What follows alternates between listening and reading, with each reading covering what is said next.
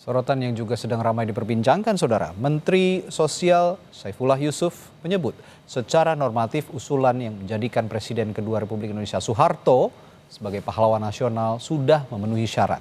Menurutnya siapapun nama yang diusulkan memang memiliki kelebihan maupun kekurangan.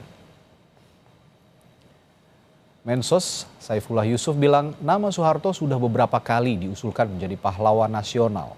Namun ketika itu menemui kendala karena adanya ketetapan MPR soal korupsi, kolusi, dan nepotisme.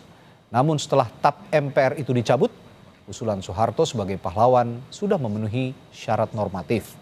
Menurutnya pemerintah akan mendengarkan berbagai pendapat, namun juga menimbang kebaikan dari Presiden kedua Republik Indonesia Soeharto.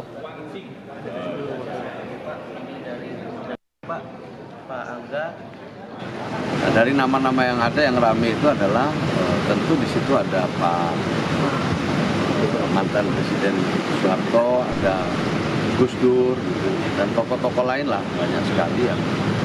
Itu semua memang punya peluang untuk diusulkan oleh Kementerian Sosial setelah nanti kajiannya benar. Mengapa? Karena paling tidak syarat-syarat normatifnya semua sudah terpenuhi. Siapapun yang diusulkan pasti ada kurangnya, ada lebih.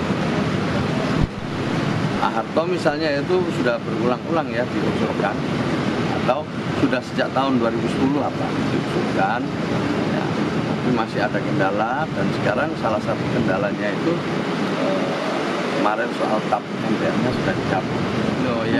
Ya semuanya kita dengar, pasti kita dengar usulan-usulan keberatan, tetapi pedoman kita adalah normatifnya. Kemudian juga kita timbang tentang kebaikannya, kan? Ya, kebaikannya juga harus dilihat. Saudara, Komisi untuk Orang Hilang dan Korban Tindak Kekerasan Kontras menolak pemberian gelar pahlawan kepada Presiden kedua Soeharto. Menurut Kontras, pemerintahan di era Soeharto terjadi banyak kasus pelanggaran HAM berat dan juga masifnya kasus korupsi, kolusi, dan nepotisme. Kontras menilai selama era kepemimpinan Soeharto terjadi banyak kejahatan negara terhadap warga negara. Selain itu marak kasus korupsi, kolusi, dan nepotisme atau KKN. Kontras menilai jika Soeharto diberi gelar pahlawan, maka akan ada upaya lain menghentikan penyelesaian kasus pelanggaran HAM berat karena sosok yang kontroversial justru mendapat gelar pahlawan. Tahun aksi kemisan sebagai sekolah bersama kita semuanya. Anak-anak muda dalam konteks pemberian gelar pada Soeharto ini penuh dengan kontroversi, Mbak, gitu ya.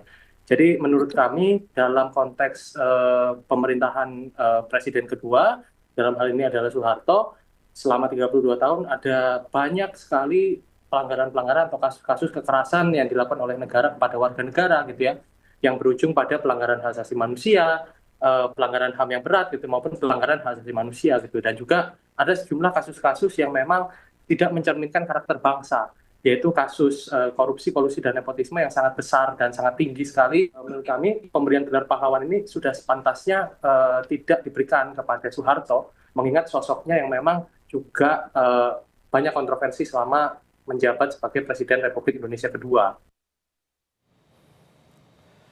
Buntut pengusulan Presiden kedua Soeharto menjadi pahlawan nasional, sejumlah petisi muncul di laman change.org.